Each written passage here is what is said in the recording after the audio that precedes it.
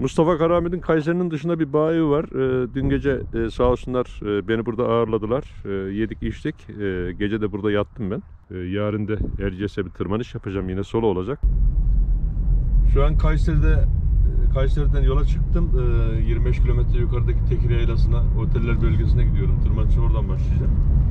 Şu anda saat 6'ya 20 var. Tahmin ediyorum 6 gibi yürüyüşe başlarım. Tahminimden bir saat daha geç oldu. Fakat sorun olacağını zannetmiyorum. Dışarıda hemen hemen 4-5 derecelik bir sıcaklık var. Hava serin sayılır.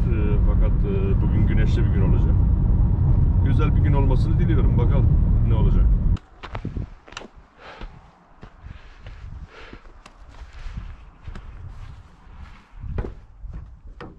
Erciyes'e güneş doğdu.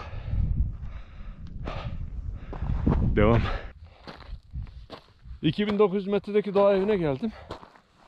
Yola çıkalı hemen hemen 1 saat 15 dakika oldu. 2200 ben başladım kabaca. 2900-700 metre tırmandım. Tempom çok güzel. Güzel gidiyorum. Böyle devam ederse harika olacak. Bir bakalım bu dağ evinde ne var.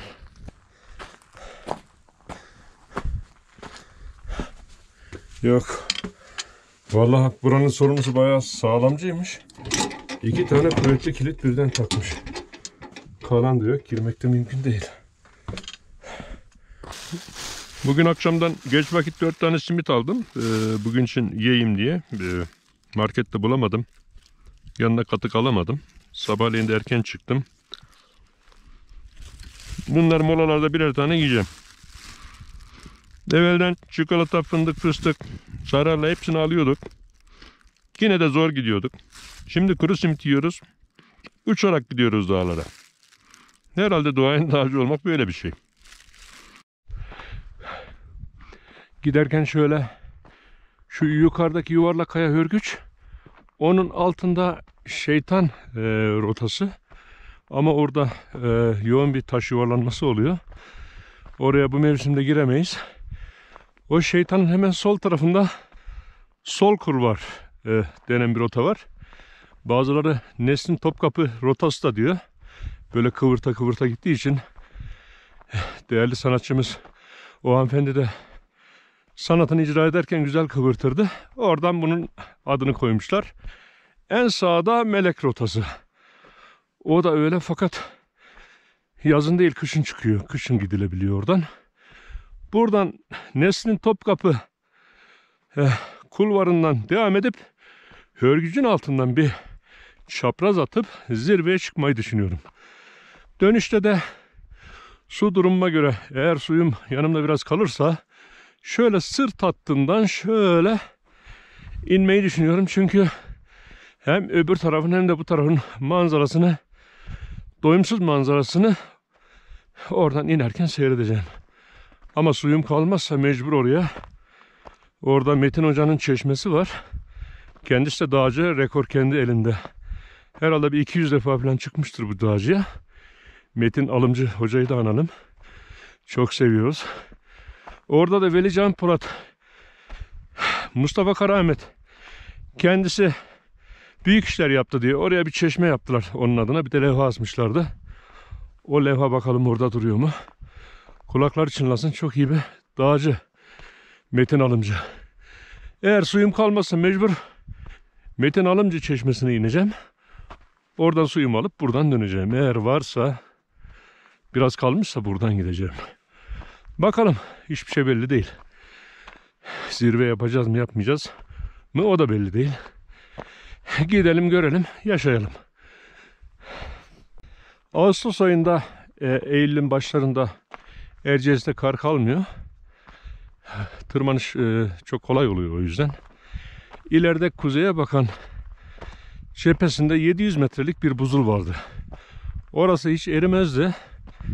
Belki de binlerce yıldır o buzul orada duruyordu. Son zamanlarda onun eridiğini duydum. Esasında da çok üzülmüştüm. Ona da gidince bir bakalım. O 700 metre kuzey buzulunun durumu nedir? Çobanini kamp alanına geldik. Benim herhalde bir 30 defa falan bu Erciyes zirvem olmuştur. Memlekette Nevşehir olduğu için. Daha önce de burada görev yaptım. Daha sık gelip gidiyorduk. Kamplı geldiğimizde buralara kamp atıyoruz.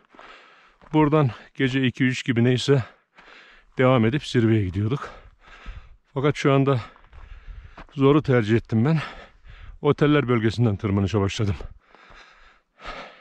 Bu 30 tane zirvenin de herhalde yaklaşık 5 tanesi bir kış zirvesidir.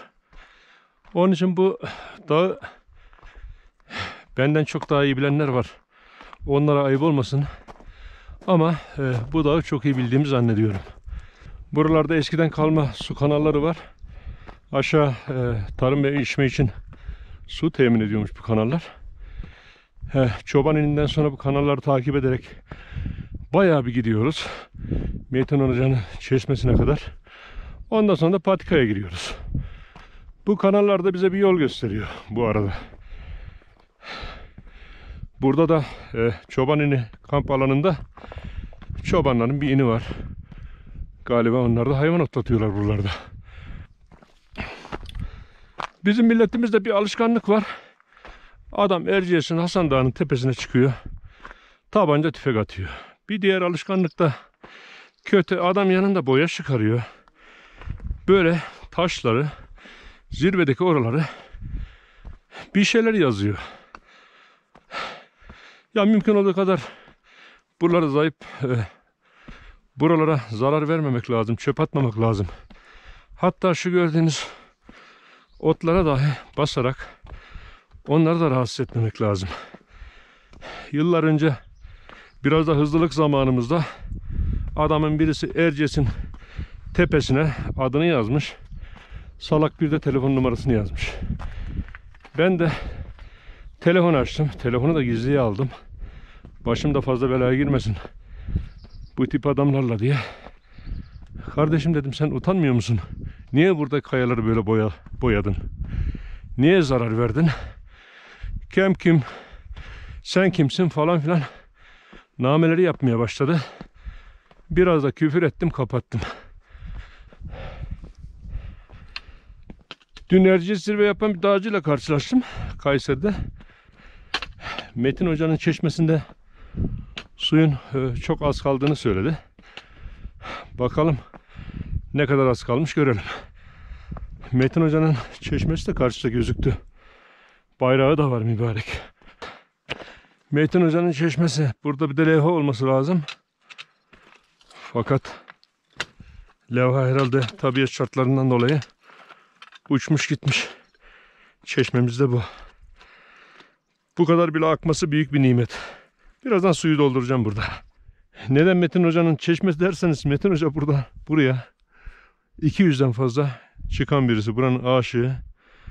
Biraz da nasıl söyleyeyim? Yani normal dışı bir tırmanıcı. Haftanın belki 5-6 günü geldiği günler de oluyordu. Metin Hoca açık arayla gelmiş geçmiş dağcılar da içerisinde en fazla açık ara rekora sahip olan kişi. Onun için de bizim arkadaşlar oradaki çeşmenin adını Metin Hoca'nın çeşmesi koymuşlar. Çok da iyi yapmışlar. Mucit birisi. Bir tane çamaşır makinesi almış. Hem çamaşır makinesinde çamaşırlarını yıkıyor, hem de bulaşıklarını yıkıyor. Belki inanmayacaksınız ama bulaşıklar da çamaşır makinesinde çok güzel yıkanıyor. Bize anlattığında şaşırmıştık ama sonradan da hak vermiştik. Niye 2 tane alacaksın? Bir tane al. Çamaşırda, bulaşığında hepsini aynı makinede yıka. Su da buz gibi.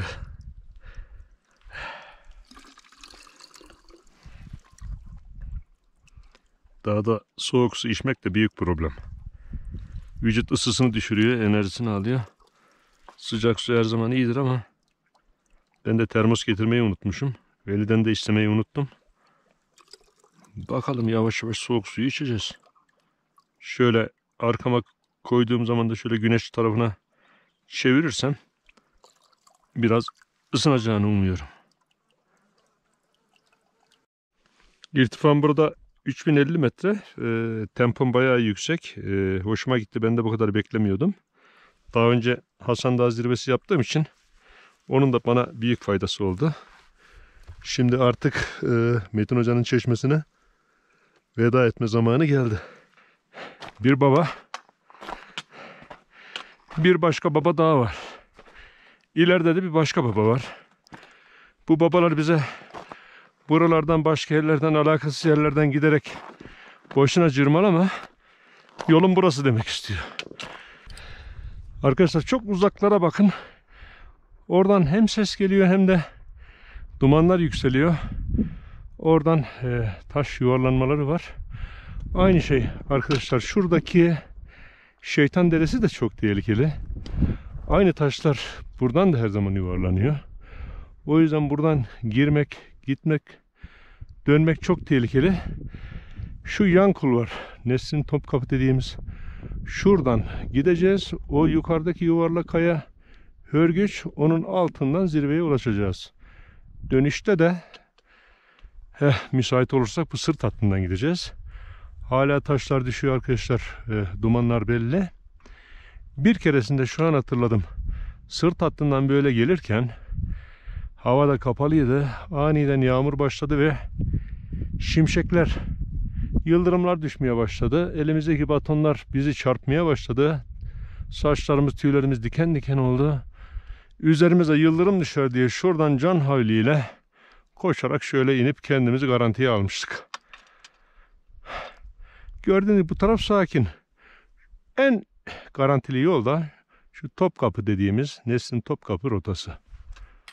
Şu hafiften önümüzdeki tümsek olan yer Kahvaltı Kayalıkları diye adlandırılıyor. Tam şöyle zirve külahına vurmadan önce burada bir dinlenme, bir şeyler atıştırma. Genelde de erkenden çıkıldığı için kahvaltı da buraya denk geliyor. Kahvaltı yapma çok güzel oluyor. Ben de bir mola vereceğim orada. Sonra Topkapı rotasından dolana hörgüce vuracağım. Kahvaltı kayalıklarına çıktık. 4 tane simidim vardı. Bir tanesini aşağıda yedim. Şimdi bir tane daha yiyeceğim.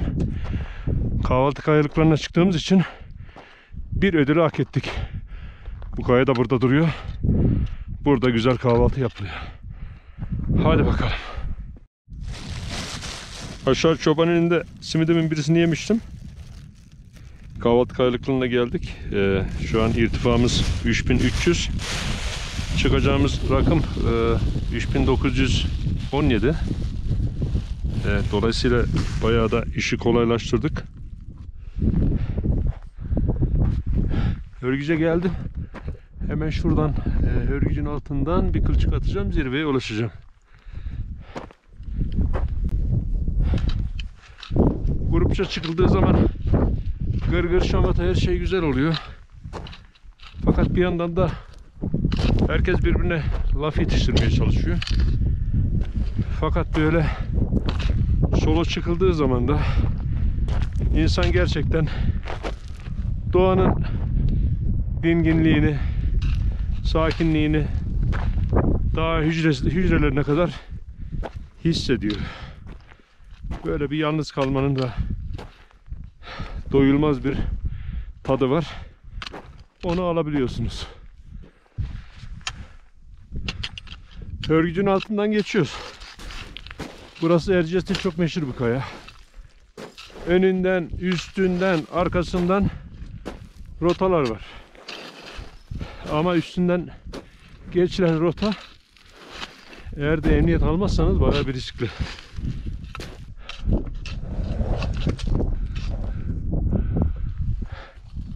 Bu hörgücü geçerken fazla da ses çıkartmamaya çalışıyorum. Çünkü kayalar harekete geçmesin diye. Faydası olur. Bize öyle öğretti büyüklerimiz evvelden.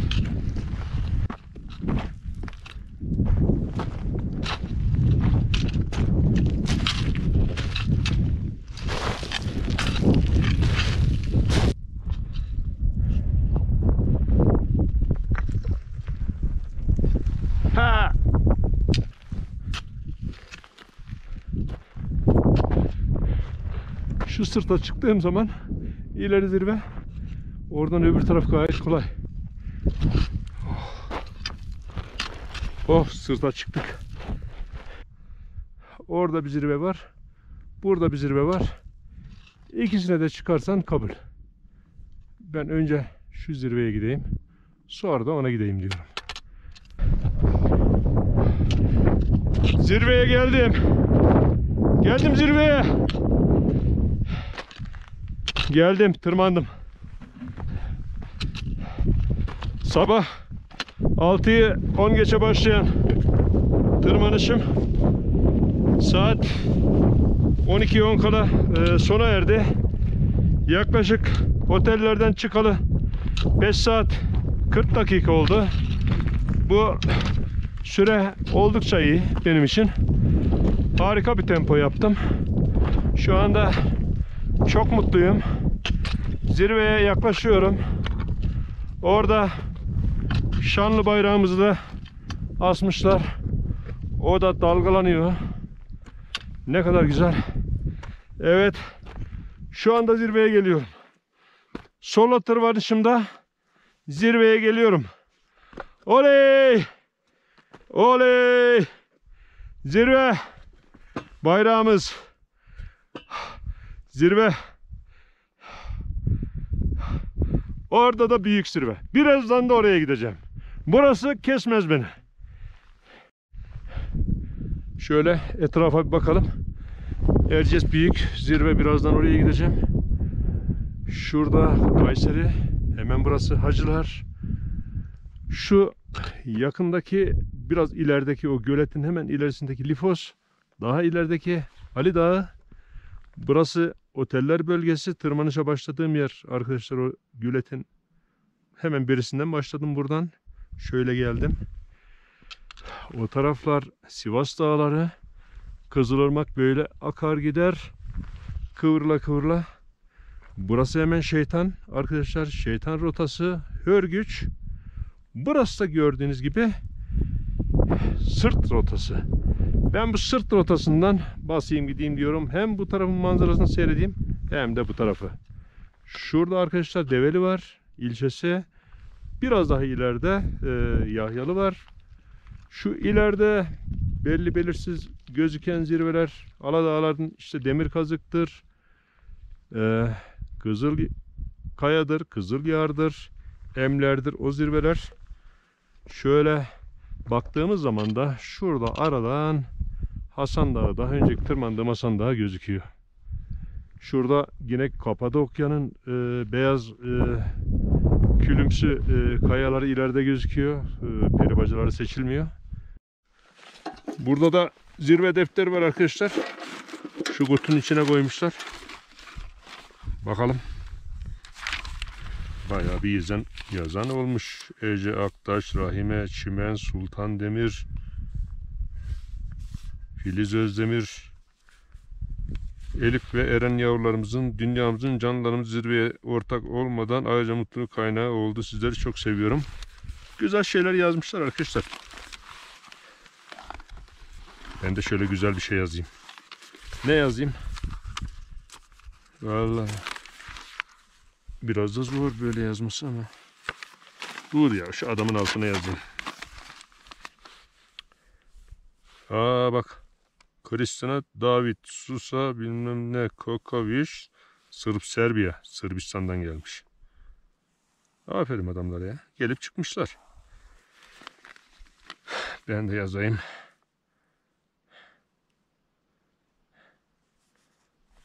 Çok mutluyum.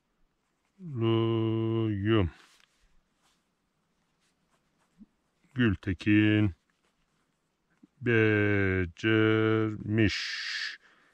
Bir de imza atayım. Bir de tarih yazayım. Ayın kaç acaba? 7'si galiba. 07 09 2021. Böyle. Koyalım geri yerine.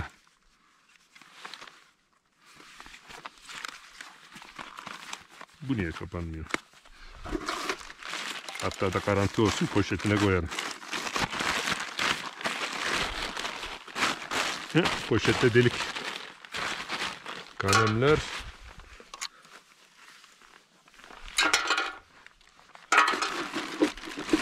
Tamam. Zirve defterine de yazdık. Bunu herhalde askerlikten mi getirmişler? Bu biraz şeye benziyor ya. Bu makine tüfeklerin şarjör kutularına benziyor. Herhalde bir askerin birisi getirmiş. Buraya koymuş. Bazen dağ komandolar da tırmanış yapıyor. Onların içine benziyor arkadaşlar. Arkadaşlar maalesef olumsuz bir haber vereceğim. Şurası tam dağın kuzeyi. Burada 700 metre kadar bir buzul olması lazım. Bu buzullar biliyorsun binlerce yıldır biriken erimeyen katı kar kütleleri artık çok sertleşiyor, buzlaşıyor. Yani bu binlerce yıldır erimeyen bu buzulun eridiğini görmek beni gerçekten üzdü. Söylemişlerdi o 700 metre buzul eridi diye. Evet maalesef doğru arkadaşlar, gözlerimle gördüm. Bu güzellik içinde böyle bir üzüntü de oldu maalesef. Yapacak bir şey yok. Dağ burada kalmaya devam edecek. Bizler ömrümüz yettiği müddetçe tırmanmaya devam edeceğiz. Belki gün gelecek yeni buzullar, yeni iklimlerle oluşacak. Adamlar zirvede ateş yapmışlar. Şuna bak. Burayı plastikle kirletmişler. Yani hayvan demek lazım mı? Dememek lazım. Çünkü hiçbir hayvan doğaya zarar vermez, doğaya saygı duyar. Öyle de demek çok yanlış olur. Artık bunu yapan adamlara ne demek lazım? İnanın bilemiyorum. Düşünüyorum, laf bulamıyorum. Bekle beni büyük zirve. Geliyorum oraya.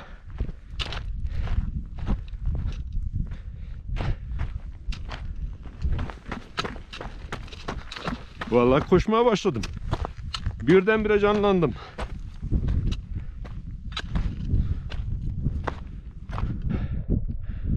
Çok tehlikeli ya. Uzak dur.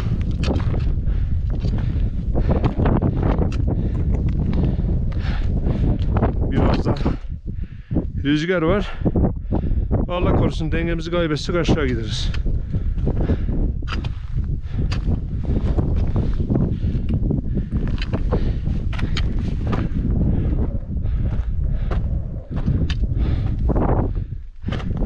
Pencere var bir tane burada.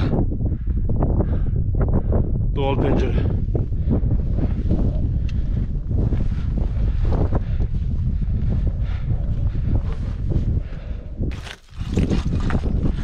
Dediğin yer gidiyor.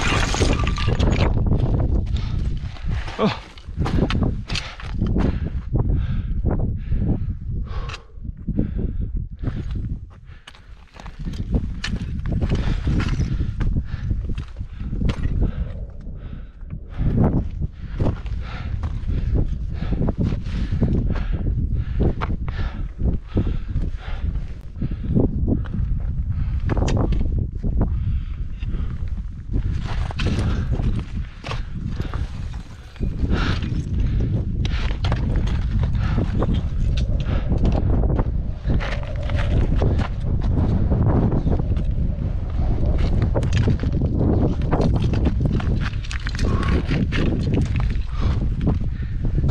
Vallahi bir can geldi. O kadar gücüm kuvvetim yerinde ki. Şöyle bir 1000 metre daha tırmanış olsa tahmin ediyorum 2 simit daha yiyerek yaparım gibi geliyor. Bayağı iyi. Tabii bunda önceden Hasan Dağı'nı tırmanmamın faydası çok büyük oldu. Al bayrağımıza bak. Ne güzel.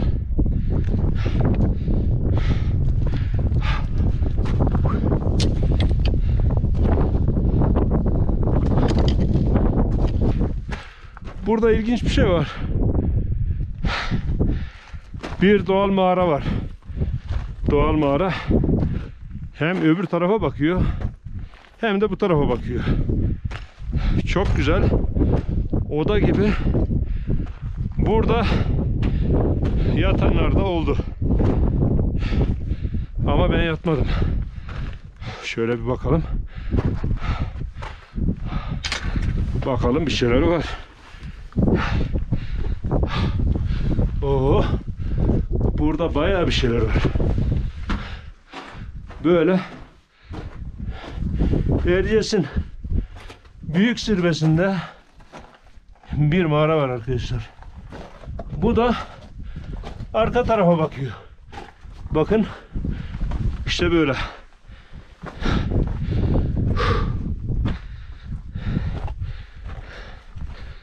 Evet. Dağın arka tarafına da geçtim. Bu arada zirve burada. Bayrağımız dalgalanıyor. Daha önce de geçmiştim buraya. Bir daha bakalım ne var. Harika. Harika. Çok güzel. Şimdi buradan tam gözükmüyor ama şunun hemen ilerisi Küçük Erciyes. Bu Hasan Dağı ile Erciyes çok birbirine benziyor. Küçük Hasan Dağı, Büyük Hasan Dağı. İkisi de volkan. Küçük Erciyes, Büyük Erciyes. Böyle sadece bir arada 700 metre fark var. Oo, bayağı bir boşluk hissi var. Altımda da karga mıdır, kartal mıdır bir şeyler uçuyor. Kargaysa da kendini kartal zanneden kargalardan galiba. Ama ne kadar antrenman yapsa da, kartal gibi uçsa da bir karga kartal olamaz. Uğraşmasın boşuna.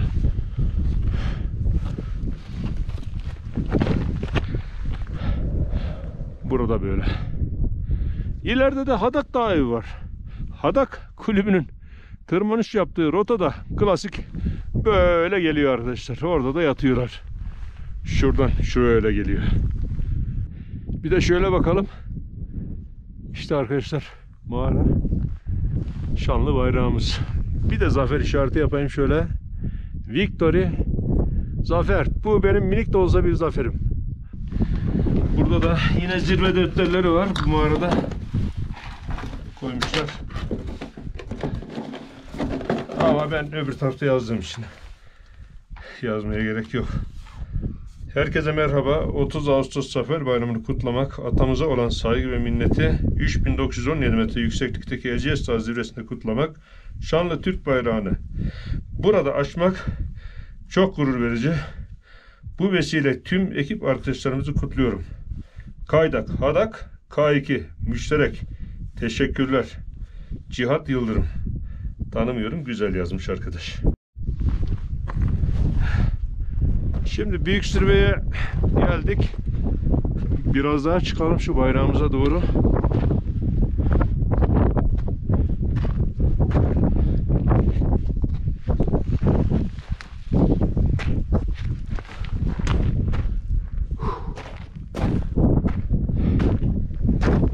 Geldik. Bakalım. Evet. Bayrağımıza doğru yaklaştık. Ama maalesef bayrağımıza çıkamayacağız. Çünkü orada 7 metrelik bir kaya var. O kayaya çıkıp bayrağa ulaşmak için teknik malzeme lazım. İp lazım, karabin lazım.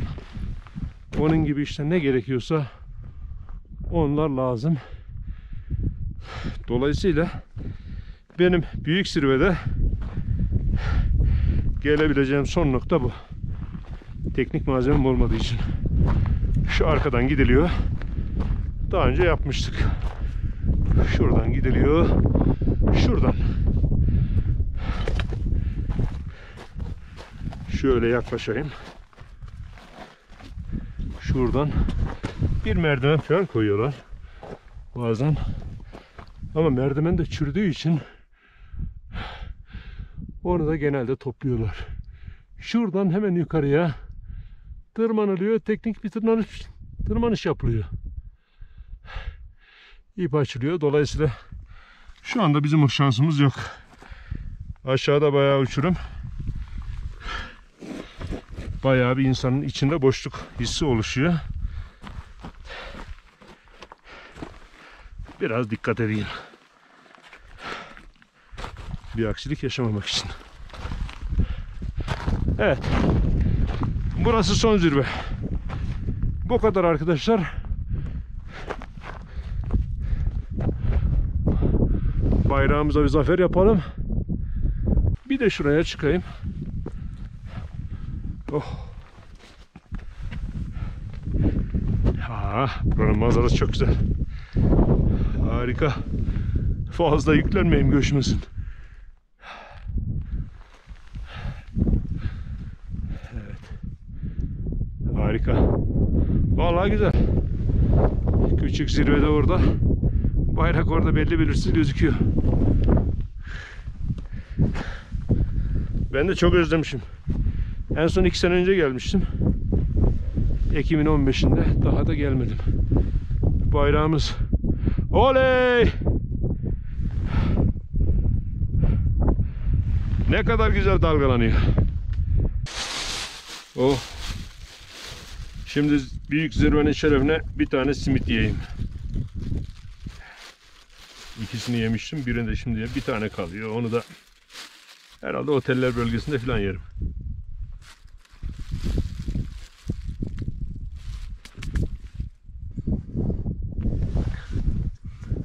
Arkadaşlar burada bir kaya var. Üzerinde tahmin ediyorum eski Ermenice veyahut da eski Rumca olabilir yazılar var. Bunların fotoğrafını daha önce çekmiştik ama bunları okutamadık maalesef. Ne yazdığını ve ne olduğunu da bilmiyoruz. Bu bilmece olarak kalmaya devam edecek artık yine. Şu anda zirveye çıkalı 1 saat 20 dakika oluyor. Dönüşe geçmeden önce ister istemez bir heyecan oluyor. Yani bir an önce insan dönmek istiyor. 1 saat 20 dakikada iyi bir süre. Güzel değerlendirdim ben. Şimdi artık sırt rotasından dönüşe geçme zamanı.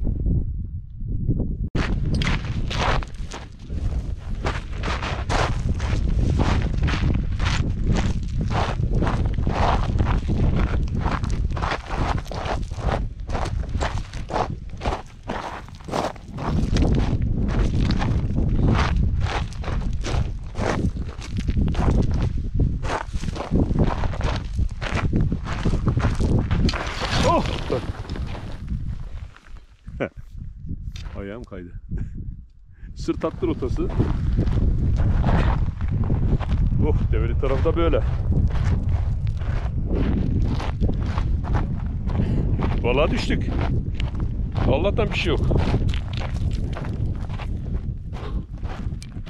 Yani selfie çekerken düşüp de uçurumdan falan ölen her sene yüzlerce kişi olduğunu söylüyorlar. Arkadaşlar, kameraya çekerken benim de başıma ufak bir kaza geldi. Az daha ben de onların arasına katılacaktım. Yok, şaka diyorum. Önemli bir şey değildi.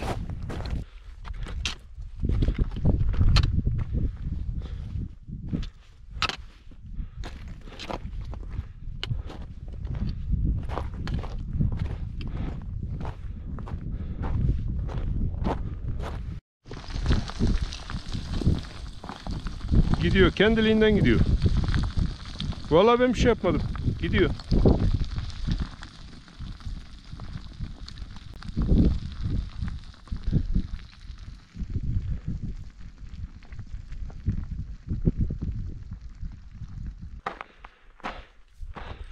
Burası da sırt hattından giderken bir ufak zirve. Bayağı büyük gözüküyor.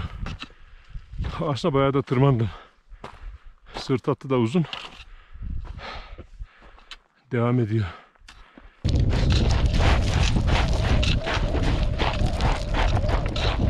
Daha sonra da şöyle aşağıdan gidelim. Ama şurada bir birikinti var ya bak. Evet, bırakmayız. Oradan gidelim. Hiçbir şey olmaz. İnerken oradan mı ineyim diyor? İnerken de oradan inersin. Tamam. Ben biraz etraf seyredeyim diye buradan geldim. Tamam. Giderken oradan gittim. Oradan da ineyim. Çok şey var. Yol var. Ama şey yaparsın, gidersin. Devam. Hiç durmak yok. İleriye git, o Hörgüç'e kadar gidersin bugün. Tamam abi. Hadi kendine iyi bak, kolay gelsin, dikkat et kendine. Kendine sabah 6'da başladım. Zirve yaptım. Şöyle aşağıdan gitmiştim orada. Buradan da gezerek geldim, manzara seyredeyim. Çok güzel abi. Kaç saat gittiniz güneş? Sabah 6'da çıktım. İşte orada da 1,5 saat zirvede oyalandım biraz. Fotoğraf falan, kamera.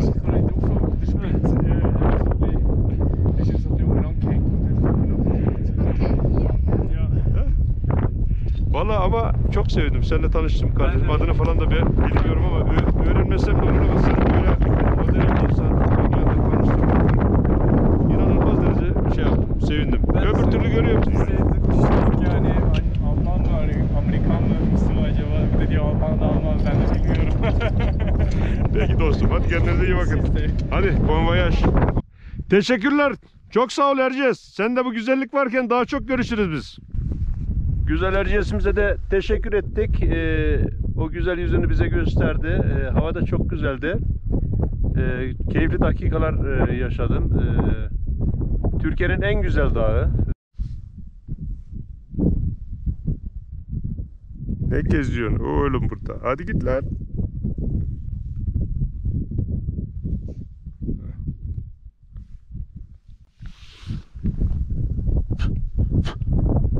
Yandık, ayakkabının tabanları da gitti. Bize bir ayakkabı masrafı daha çıktı. Bu da öyle.